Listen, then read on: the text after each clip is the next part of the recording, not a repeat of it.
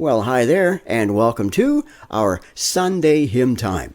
And I'm recording this actually in the middle of a holiday weekend. Well, here in Canada, of course, we had Canada Day, So I'm wearing my red shirt. You folks in the United States will say Happy 4th of July to you. And I want to take you back to, I think, around 1875, and a hymn written by Fanny Crosby. Now, some of you folks who know hymns, a little bit about those, will know about Fanny Crosby. She was a prolific hymn writer, writing something like 8,000 hymns in her lifetime. Well, I should say 8,000 hymns that we know about, because it was something like 20 years ago that they discovered a whole box full of texts that Fanny had written that no one had ever seen before. And so they've been adding music to some of these songs right here in the 21st century. Now, Fanny passed away in, 1915, in her 95th year. And she was so well known, not only as a hymn writer, but she also did a lot of speaking and just a really prominent person in her day. And the thing about Fanny, and many of you will also know, is that at a very young age, she was just a child, but she was misdiagnosed by a doctor, and a kind of an unscrupulous one, and she was given some eye drops. Her parents put those in her little eyes, and it took her sight. Yeah, Fanny Crosby lived the majority of her life being unable to see. And I mention that, because on the night she wrote this song, apparently, she was visiting with her friend William Doane. And William Doane was a composer back in the day, and he and Fanny collaborated on a number of hymns. And it is said that in that meeting, and there might have even been a couple other people there, because somebody was trying to describe a sunset to Fanny Crosby, who couldn't see them. And so imagine that, And we almost take them for granted sometimes, I think, although here in the summertime we look forward to seeing them. And it's interesting, even in our scientific age, I mean, we know the sun doesn't set or rise, right? It's the earth that's moving, but boy, there's still something beautiful about a sunset, right? And a sunrise, and looking forward to enjoying even more of those while we have some of this summer weather up here in Canada. And so that was one of the things that kind of led to the writing of this song. Also, too, they were talking about the proximity, the closeness, the nearness of God. Yeah, how even the one in charge of sunrises and sunsets could still be felt, and felt in his nearness. And so they were talking about that. And so it wasn't long before Fanny went to bed that night thinking about these different things, and that's when she wrote this song. And also, she mentioned that the inspiration for the lyrics came from Hebrews chapter 10 and verse 22 in the New Testament. So we'll look at Hebrews chapter 10 too. But the song, well, I actually got a text from my good friend Evan this week. And he said, I've been thinking about this song this week. And so it was rolling around in his head, and, well, he got it rolling around in mine, and so now I'm going to roll it out to you. And the song is called, I Am Thine, O Lord. I have heard thy voice. I am thine, O Lord. I have heard thy voice, and it told thy love to me.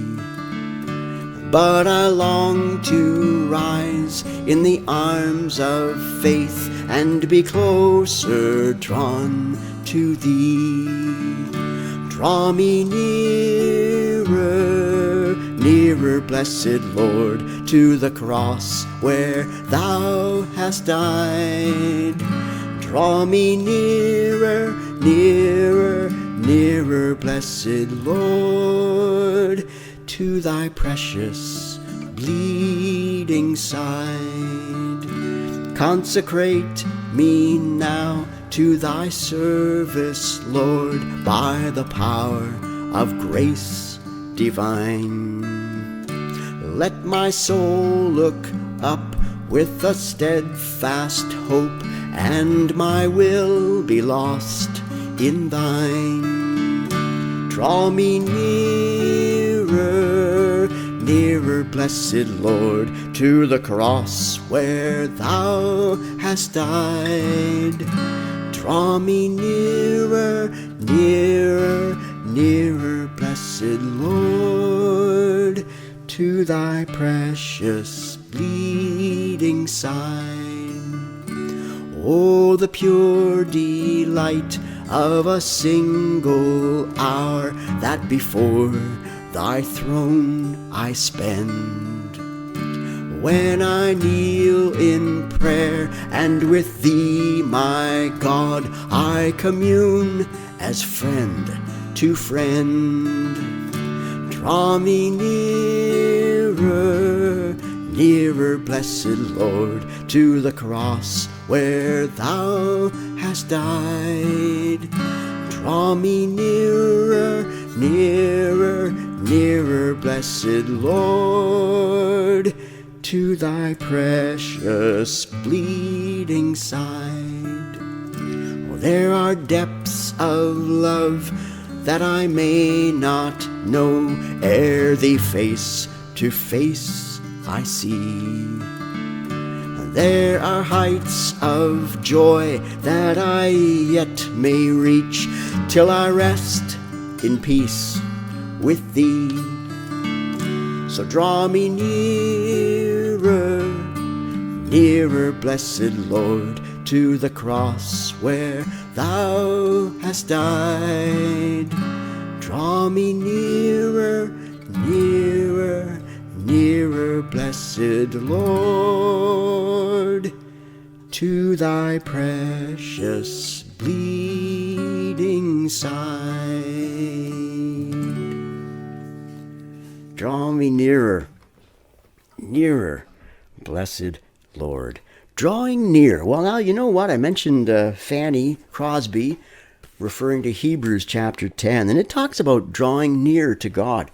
And in fact, it encourages us to do just that. Now, I mentioned Hebrews 10 and verse 22, and that verse says this, let us draw near to God with a sincere heart and with the full assurance that faith brings, having our hearts sprinkled to cleanse us from a guilty conscience, and having our bodies washed with pure water. Hey, it all comes from what Jesus did on the cross. And, well, the author mentions that in Hebrews 10, that we've got confidence now to enter the most holy place by the blood of Jesus, a new and living way. And so we don't need intermediaries anymore. You don't need to go to some holy person to, do some magical things to make you okay before God. No, you can approach the throne of grace because Jesus Christ has opened the door. He's opened the door. And so since he has, well, hey, why not? Why not draw near? Why not? And it says to let us hold unswervingly to the hope we profess, for he who promised is faithful. So even when, those days when you remember people used to say, hey, when you reach the end of your rope, make a knot and hang on. Well, when you reach those kinds of days, right, hang on. Just, when you're just hanging on, hang on, and unswervingly to the hope we profess. And then it says, let us consider how we may spur one another on toward love and good deeds. So, this hope that you have, hey, maybe there's someone else that needs that. Someone that just needs some encouraging, perhaps. And, we get together and encourage one another. And all the more as we see the day of his return approaching. Wow. Some amazing verses there. I suggest you read that sometime. Hebrews chapter 10. And as you enjoy some more of those sunrises and sunsets this summertime, think a little bit about the one who is in control of the universe can also be that close to you. And let that be your prayer too. Draw me nearer, nearer, blessed Lord. Oh boy, to your precious bleeding side. He'll draw near to you. In fact, that's the promise from the Bible, God says, draw near to me, and I'll draw near to you. Well, be encouraged, and I hope you're enjoying this weekend, and may God bless you and your family.